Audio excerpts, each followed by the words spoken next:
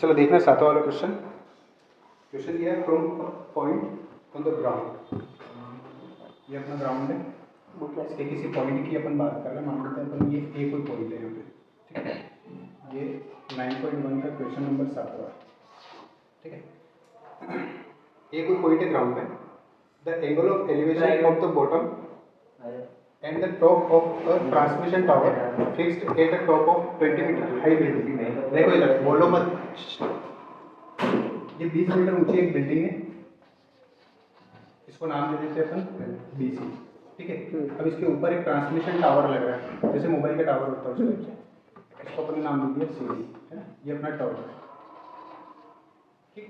अभी बोल रहा है कि इस पॉइंट से इसके एलिवेशन एंगल जो बन रहे हैं, दो बन रहे हैं, एक ये वाला छोटा और एक बड़ा। तो छोटा अपन देख लेते हैं, इसमें दिया है 45 डिग्री का, और बड़ा वाला जो दिया है वो दिया अपने को 60 डिग्री। ये अपना चित्र है। अगर चित्र अपन ने सही से बना लिया तो क्वेश्चन इजीली होगा, है ना। इसमें अपने को डबल बीटा वाला सवाल है, इसका एक लीगल प्रोसेस होता है, वो उससे करोगे तो सारे सवाल एक जैसे, कुछ भी अलग नहीं, खाली चित्र तुमसे ढंग से बनना चाहिए, है ना। कभी कभी क्या होता है कि बिल्डिंग इधर बना ली, टावर इधर बना लिया, तो फिर वो लफड़ा हो जाएगा, ठीक।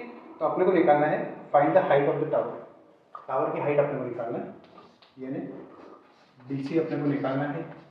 डीसी की वैल्यू दे दी अपने को 20 मीटर, है ना, और 2 थीटा दे दी। ये तो अपने को गिवन है, यानी ये, और फाइंड डीसी करना है सर। डीसी ये गिवन है ना, तो डीसी अपने को फाइंड करना है। तो इसके लिए सबसे पहले अपन लेंगे छोटा वाला ट्रायंगल, है ना। तो यहाँ पे लिख लेते हैं इन राइट एंगल ट्रायंगल, यानी समकोण त्रिभुज, है। समकोण त्रिभुज छोटा वाला कौन सा है, ए बी सी। यहाँ पे लिख लेते हैं ए बी सी। अब छोटे वाले त्रिभुज में मैंने तुमको जो फर्स्ट वाला जो अपन ने पहले जो सवाल किए थे फर्स्ट वाले वीडियो में, तो उसमें बताया था कि एक ट्रायंगल जो रहेगा उसमें अपने को दो चीज़ें दी गई। जैसे एबीसी ट्रायंगल की अगर अपन बात करें, ये 20 मीटर दिया है ना। अब ये क्या हो गया अपना परपेंडिकुलर, यानी लंब हो गया। तो अपन यहाँ पे क्या निकालेंगे, आधार निकालेंगे। आधार क्यों निकालेंगे, क्योंकि ये आधार अगर अपन ने निकाला ए बी, तो ये अपने छोटे वाले ट्रायंगल में भी काम आएगा और बड़े वाले ट्रायंगल में भी यही आधार काम आएगा, समझ गए। इसलिए अपने को आधार निकालना चाहिए, यानी बेस निकालना पड़ेगा।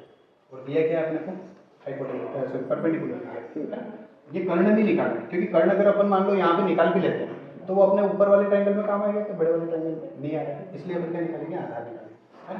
तो आधार तो अपने को निकालना है, यानी बेस अपने को निकालना है। और दिया क्या अपने को, लंब, यानी परपेंडिकुलर दिया है। तो आधार बटे लंब क्या होता है, कॉट थीटा।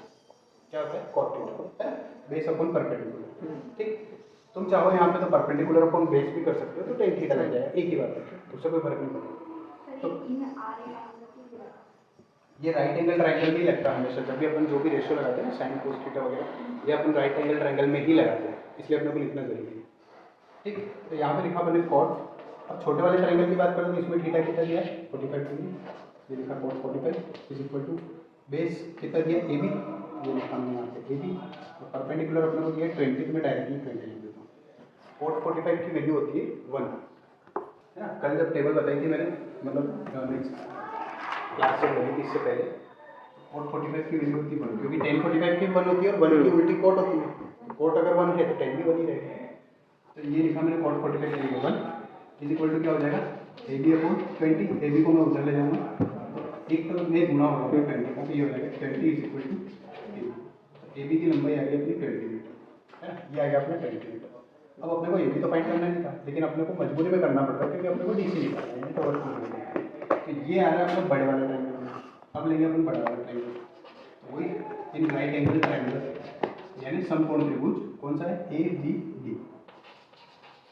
ए बी डी में समकोण त्रिभुज ए बी डी में अब अपन थीटा लगाएंगे वापस से, है ना। तो दिया क्या है अपने को, देखो आधार दिया है, तो ये लिख लेता हूँ मैं आधार, यानी बेस, है ना।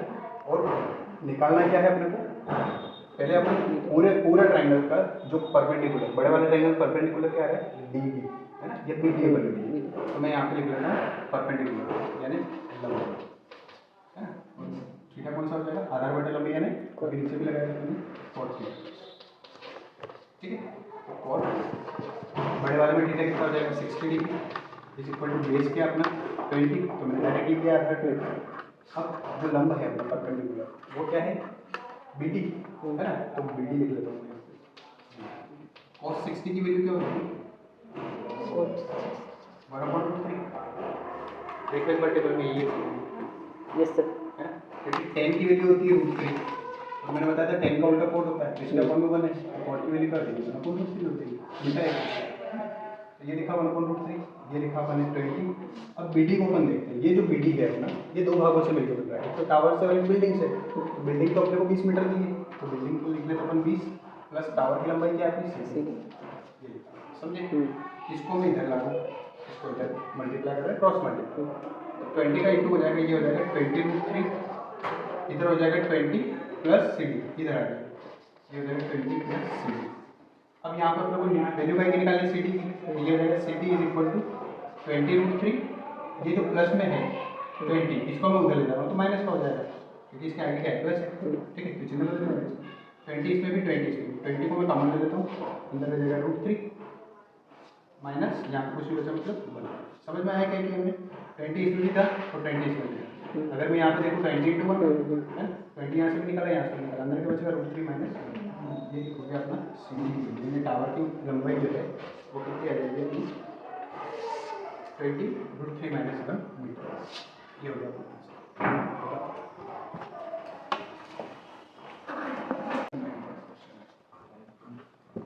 देखो क्वेश्चन में दिया है the angle of elevation of the top of the building from the foot of the tower.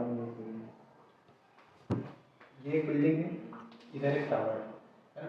अब ये कैसे पता चल रहा है? देखो इधर ध्यान से, क्वेश्चन अगर तुम ध्यान से पढ़ोगे तो तुमको पता चलेगा कि द एंगल ऑफ एलिवेशन मतलब जो उन्नयन कोण है the top of the building from the foot of the tower. Tower हमेशा बड़ा होगा, बिल्डिंग छोटी होगी, तो फुट ऑफ द टावर मतलब टावर के निचले सिरे से टॉप ऑफ द बिल्डिंग का जो एलिवेशन एंगल बन रहा है, मतलब एलिवेशन एंगल हमेशा ऊपर की तरफ बनता है, ठीक है। तो ये बोल रहा है वो एंगल कितना है? 30 डिग्री, ठीक। आगे ये बोल रहा है and the angle of elevation मतलब ऊपर की तरफ जो एंगल बन रहा है of the top of the tower from the foot of the building. ये फुट ऑफ द बिल्डिंग और ये टॉप ऑफ द टावर, इसका कितना बन रहा है? 60 डिग्री। अब ये बोल रहा है if the tower is 50 metre height, 50 metre इसकी लंबाई है अपनी टावर की, तो तुमसे पूछ रहा है find the height of the building, यानी बिल्डिंग की हाइट जो है वो अपने को भवन की ऊंचाई अपने को निकालना है। नाम अपने हिसाब से दे सकते हो, ABCD दे देते हैं, ठीक। यहाँ भी अपने को एक छोटा ट्रायंगल दिख रहा है, एक बड़ा ट्रायंगल दिख रहा है। छोटे में देखो अपने को चीज छोटे में फाइंड करना है, तो अपन पहले कौन सा ट्रायंगल ले लेंगे? बड़ा वाला लेंगे, ठीक है। यहाँ से अपने को पता चल जाए पहले छोटा ले के बड़ा ले, अगर नहीं समझ में आए तो छोटा ले लो, कोई इशू नहीं है ना। यहाँ पर अपन बड़ा ट्रायंगल लेंगे, तो ये लिखते हैं राइट एंगल ट्रायंगल। ये तो समझ में आएगा होगा हिंदी मीडियम में, समकोण त्रिभुज। क्या नाम है बड़े वाले का? DCB या BCD लिखते हैं, DCB। एक चीज अपने को निकालना है, एक दे रखी हुई है, निकालना क्या है? जो कॉमन है दोनों ट्रायंगल में, और कॉमन क्या है? बेस। ये लिखा मैंने बेस। देखो मैं हमेशा क्या करता हूँ कि मैं जो निकालना है ना उसको हमेशा ऊपर लिखता हूँ, जरूरी नहीं कि जो मैं कर रहा हूँ वही करूँ। तो एक अपन उसको नीचे लिख के लिख लेते हैं, है ना। तो ये बेस अपन नीचे लिख लेते हैं, दिया क्या? परपेंडिकुलर, यानी लंब ऊपर दिया है, आधार नीचे लिख लेते हैं। तो क्या लग जाएगा यहाँ पे? 10 थीटा लग जाएगा, ये हो जाएगा 10। बड़े वाले ट्रायंगल में थीटा कितना दिया है? बड़े वाले ट्रायंगल में थीटा कितना है? 60 डिग्री है, 60। ये लिखा 60। लंबा अपने को कितना दिया? 50। आधार अपने को निकालना, आधार का नाम अपन लिख देते हैं 20। 10 60 की वैल्यू होगी √3 बराबर क्या हो जाएगा? 50 बटे में आ जाएगा अपने BC। यहाँ से अपन BC की वैल्यू निकालेंगे, है ना। तो BC नीचे नहीं रहना चाहिए, BC ऊपर होना चाहिए। तो BC को अपन इधर ले आएंगे √3 की जगह, √3 का चला जाएगा BC में लेके, तो ये हो जाएगा BC बराबर 50 तो उधर ही से, ये √3 आ जाएगा BC की जगह, मतलब अपन में आ जाएगा √3। ये अपनी BC की वैल्यू यहाँ तक समझोगे। देखो इसका वैसे रेशनलाइजेशन करना पड़ता है ना, परिमेय करना पड़ता है, लेकिन अपन यहाँ नहीं करेंगे, आगे जब भी जरूरत पड़ेगी वहाँ पे करना, नहीं 2 बार करना पड़ता है, ठीक है। तो ये BC की वैल्यू होगी। अब अपन छोटा वाला ट्रायंगल लेंगे ABC, तो लिख लेते हैं, मैं हिंदी में लिख लेता हूँ, समकोण त्रिभुज ABC। तो ABC समकोण त्रिभुज में देखते हैं, इसकी वैल्यू तो अब अपने पास आ गई कितनी है? 50/√3, है ना। तो दिया क्या है इसमें? आधार दिया है, लंब निकालना है, तो वही अपन लंब बटे आधार ही लगा लेते हैं, लंब बटे आधार यानी परपेंडिकुलर अपॉन बेस। लगेगा क्या? 10 थीटा थीटा कितना दिया है छोटे वाले ट्रायंगल का, विभव बताओ। छोटे वाले ट्रायंगल पे थीटा कितना दिया है? ये 30। लंब कितना दिया है? A B, A B. आधार कितना दिया अपने को? 50/√3। समझे यहाँ पे? अब देखो tan 30 की वैल्यू कितनी होती है? 1/√3 इज इक्वल टू हो जाएगा ए बी अपॉन में आ जाएगा 50/√3। 50/√3 को अपन उधर ले जाएंगे अपॉन में, इधर जाके कहाँ पे आ जाएगा? मल्टीप्लाई में ये हो जाएगा 1/√3 इंटू 50/√3। ये उल्टा उल्टा कुछ नहीं होगा टाइम, जैसा कि जैसा ऐसा कैसा होगा, क्योंकि मान लो ये उल्टा क्यों नहीं होगा, क्योंकि ये वैल्यू का ही लिखी है, बीसी की लिखी है ना। अगर मान लो यहाँ पे अपन बीसी रहते थे तो बीसी का बीसी ऐसा कैसा यहाँ पे इंटू में आता है, तो यहाँ पे अपन ने बीसी की वैल्यू लगा के ऐसे कैसे इंटू में, ठीक। इज इक्वल टू क्या हो जाएगा? A B.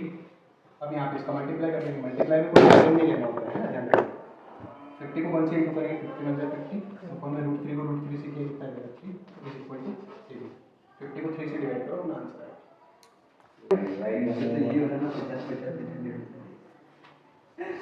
सर 16.3 वो 6 आता है। ऊंचे भवन के शिखर से 7 मीटर ऊंचा एक भवन है। भवन मीन बिल्डिंग। हाँ बोलो ना। 7 मीटर ऊंचा भवन यानी बिल्डिंग, हिंदी मीडियम की बुक है इसलिए। एक केबल टावर के शिखर का उन्नयन हो, यहाँ पे केबल टावर है ना? और यहाँ से सर आपको कैसे पता चल रहा है इस साइड में कि इस साइड में? तो ये क्लियर तो बोल रहा है 7 मीटर ऊंचा एक भवन है, तो पहले एक भवन बना दिया।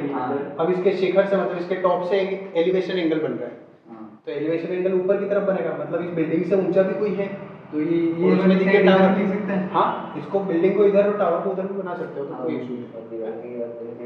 तो इसके शिखर का जो उन्नयन कोण बनेगा यहाँ से इसके टॉप पर, ये वाला, ये कितने डिग्री बन रहा है? 60 डिग्री। ओके, आगे बोल रहा है और इसके बॉटम का यानी निचले हिस्से का जो अवनमन कोण है वो 45 यानी डिस्पर्सन एंगल, तो यहीं से इसके निचले सिरे का, ये तो टॉप का बन गया। अब ये पाद बिंदु का, हिंदी में पाद बिंदु बोलते हैं, डिस्पर्सन एंगल है ना, तो ये कितना बन रहा है? ये भी इसी लाइन के थ्रू बनेगा, ये 45 बन रहा है। यहाँ पे तुम 45 मत लिख लेना, तुमको दे रखा है कि डिस्पर्सन एंगल, मैंने तुमको शायद बताया भी था कि चैप्टर 9 के पीछे 3 डेफिनेशन अपने को दे रखी है, आई साइड, एक एलिवेशन एंगल और एक डिस्पर्सन एंगल। तो डिस्पर्सन एंगल जो है वो हमेशा ध्यान रखना हॉरिजॉन्टल लाइन, ये हॉरिजॉन्टल लाइन है यानी क्षैतिज रेखा, तो क्षैतिज रेखा से नीचे की तरफ जो एंगल बनता है वो अपना डिस्पर्सन यानी अवनमन कोण होता है, और क्षैतिज रेखा के ऊपर जो बनता है उसको अपन उन्नयन कोण कहते हैं यानी एलिवेशन एंगल कहते हैं। ठीक है, तो अब यहाँ पे ध्यान देना, इसको अपन नाम दे देते हैं A B C D E. A B जो है वो 7 मीटर है, तो डी ई बी क्या हो जाएगा? 7 मीटर हो जाएगा। ऐसे कैसे ए ई जो है वो किसके बराबर हो जाएगा? बी डी के, है ना? जैसे अपन इसको लिखा ए बी को किसके बराबर लिखा? डी ई के बराबर। ठीक है, तो ये तो गिवन में अपन लिख रहे हैं, चित्र के अकॉर्डिंग अपने को डायग्राम के अकॉर्डिंग दे रहे हैं। ठीक, अब आगे ये बोल रहा है टावर की ऊंचाई अपने को ज्ञात करना है, यानी फाइंड क्या करना है अपने को? टावर अपना सी से लेके ई तक या ई से लेके सी तक, ई सी अपने को निकालना। वही चीज़ दो ट्रायंगल अपने को दे रखी है। ठीक, तो ले लेते अपन इसको, देखना ध्यान से कौन सा वाला है ट्रायंगल? छोटा वाला ट्रायंगल। तो छोटा वाला ट्रायंगल देखो, यहाँ पे हमेशा ध्यान देना है, ये लाइन और ये वाली जो लाइन, दो लाइन है, ये अपना एक रेक्टेंगल बन रहा है ना, तो ये वाली लाइन जो है इस नीचे वाली लाइन के पैरेलल है यानी समांतर रेखा है। और समांतर रेखाओं को जब भी कोई दो एक लाइन इंटरसेक्ट करके जाती है तो यहाँ पर जो एंगल बनते हैं इसको बोलते हैं अपन इंटरनल अल्टरनेट एंगल यानी एकांतर कोण। चलो ठीक है, तो ये अल्टरनेट एंगल बराबर होता है, ये 45 है तो ये भी 45 डिग्री हो जाएगा। यहाँ तक क्लियर? अब अपन ट्रायंगल ले लेते हैं छोटा वाला, इन राइट एंगल ट्रायंगल, ये वाला ले लो या फिर ये वाला ले लो, एक ही बात है। तो ये वाला ले लेते हैं ई ए बी में, ठीक है, ई ए बी ले लेते हैं। तो इसमें अपने को दिया क्या है? परपेंडिकुलर दे रखा है यानी लंब दे रखा है, आधार अपने को निकालना है ना। तो यहाँ पे लिख लेते हैं आधार ऊपर यानी बेस, और परपेंडिकुलर अपने को दिया है यानी लंब अपने को दिया। तो आधार बटे लंब यानी क्या हो जाएगा? cot theta. ठीक, ये लिखा हमने यहाँ पे और थीटा कितना डिग्री दिया 45, ये लिखा हमने यहाँ पे 45 इज इक्वल टू आधार कितना दिया आपने तो नहीं दिया है ए ई, तो ये लिखा हमने ए ई अपॉन में लंब यानी परपेंडिकुलर लिख दिया 7 मीटर, तो मैं डायरेक्ट 7 लिख लेता हूँ।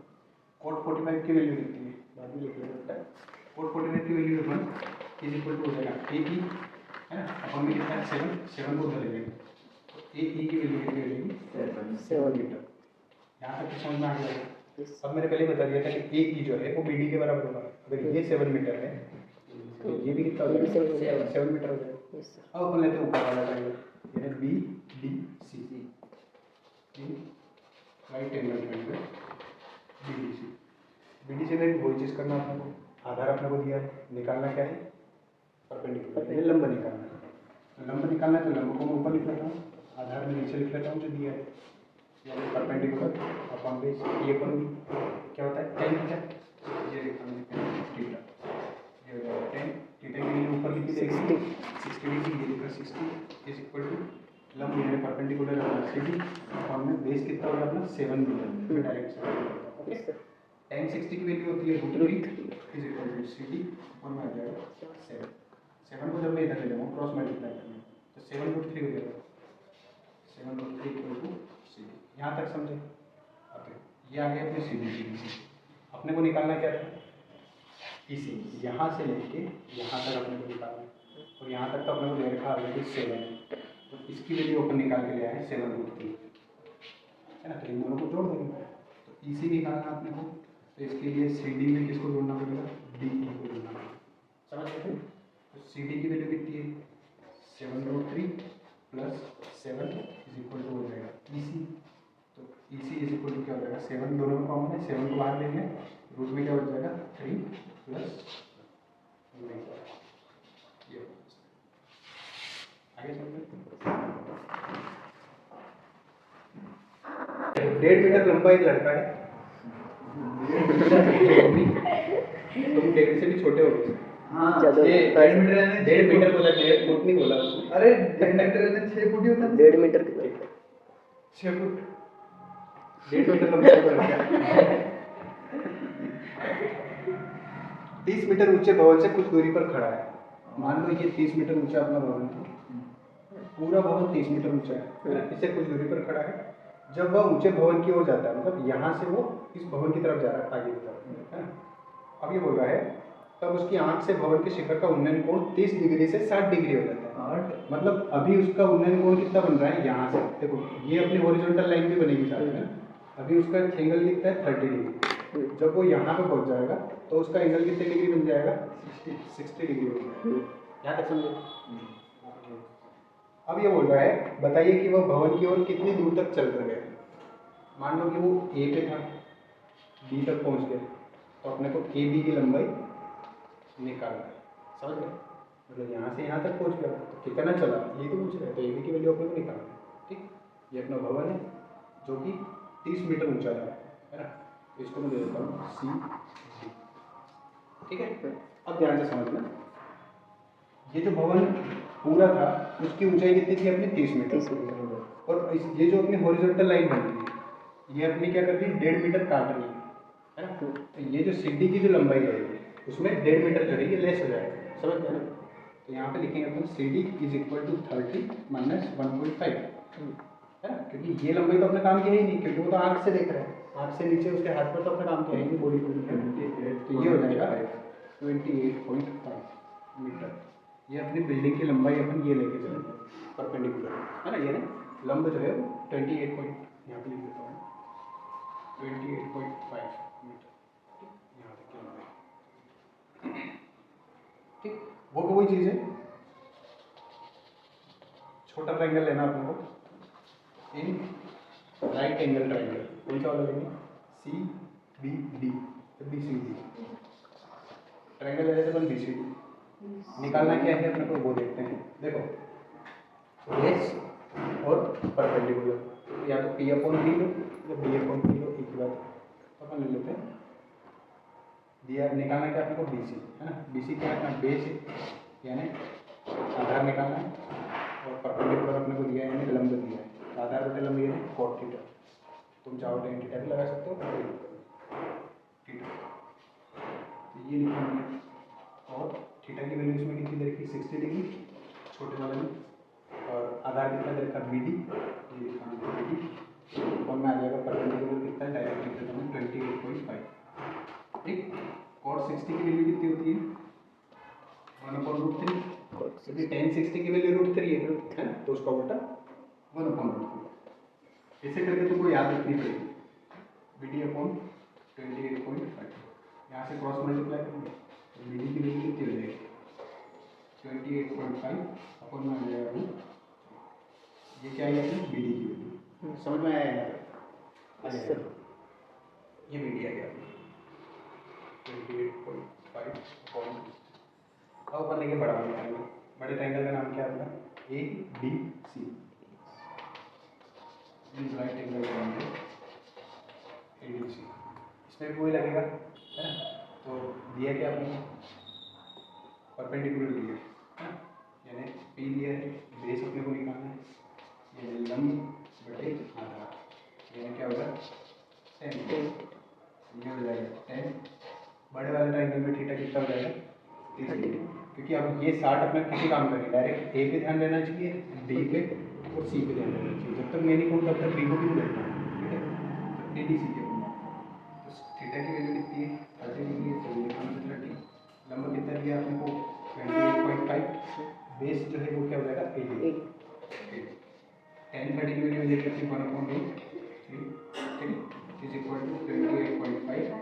अब अपने को देखना है AD की वैल्यू जो है, ये AD दो चीज़ों से मिलकर बन रहा है, एक AB और एक BD, ये AB ये BD है ना, तो यहाँ पे लिख देता हूँ AB प्लस BD, समझ गए, AB प्लस BD को अपन इधर ले आते हैं, ये हो जाएगा AB प्लस BD जो है, BD की वैल्यू अपने पास आ चुकी है, तो BD की जगह BD की वैल्यू लिख देते हैं,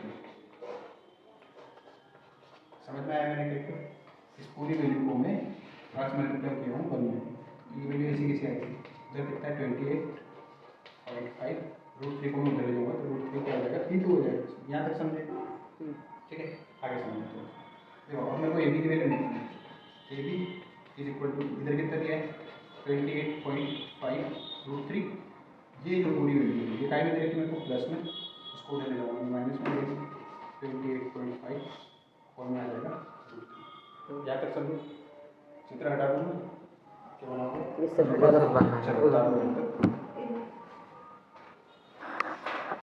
चलो सवाल पे ध्यान दो, देखो AB की वैल्यू अपने को निकाली थी, इसका अपोन में कुछ नहीं है, मतलब एलसीएम लेके करना पड़ेगा, मैंने सिंपल चीज बताई तुमको कि √3 जो है इसके अपोन में है, इसके अपोन में कुछ नहीं है, तो इस √3 को इसके अपोन में भी ले आते हैं अपन, तो कैसे आएगा √3 का इंटू अपने को इसमें करना पड़ेगा, तो देखो 28.5 तो ऐसा कैसा आएगा 28.5 √3 का √3 में इंटू हो जाएगा, कितना हो जाएगा 3, बीच में क्या है माइनस, फिर कितना बचा 28.5 और ये √3 इन सबके अपोन, समझे यहाँ तक क्या किया मैंने, इज इक्वल टू क्या होगा अपना AB जो अपने को निकालना है, AB इज इक्वल टू देखो 28.5 को 3 से इंटू करेंगे अपन और 1 टाइम माइनस करेंगे, मतलब 2 टाइम इंटू कर लो, आगे बात समझ में 5 जो है इसको अपन 3 बार जोड़ेंगे और फिर एक बार घटाएंगे, तो बच्चा तो वही ना 2 बार है, तो 2 टाइम अपन इंटू कर लेते हैं इसको, 28.5 को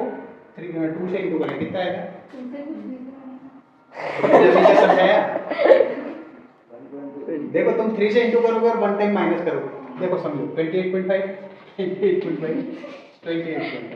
3 बार हो रहा है ना, 3 बार अपन इसको जोड़ेंगे, इंटू करना मतलब 3 बार जोड़ना, और वापस एक बार घटाएंगे, एक बार क्यों घटेंगे, अरे ठीक है, तो 2 टाइम में अपन इसको ऐड करेंगे, देखो चीजें बहुत सिंपल, बात समझो चीजें बहुत सिंपल है, जब तक तुम चीजों को अलग तरीके से करके देखोगे दिमाग नहीं चलेगा तुम्हारा, तो इसको 2 टाइम इंटू कर लेते हैं, ठीक है 28 और 28 56 56 और ये 0.5 है तो 57.5, हाँ सर, 57 डायरेक्टली 57, ऐसा कैसे होता है, फिर अपोन में आएगा, अच्छा एक बार घटा देना ठीक है। अब देखो ये √3 है तो इसका रेशनलाइजेशन करना पड़ेगा अपने को, हाँ रेशनलाइज करना पड़ेगा परिमेय पर, हाँ मतलब अब तो यहाँ पे √3 का ऊपर भी इंटू करेंगे, √3 का नीचे भी इंटू करेंगे, 57 को √3 से इंटू करेंगे तो 57 √3 अपोन में आ जाएगा √3 3 से अपन इसको डिवाइड करेंगे 3 को डिवाइड करेंगे 3 × 3 3 9 27 ये आ जाएगा अपना मीटर एबी की लंबाई मतलब वो और सर, जैसे ये divide- 3 मीटर जो है वो बिल्डिंग की तरफ चल रहा है आगे समझ में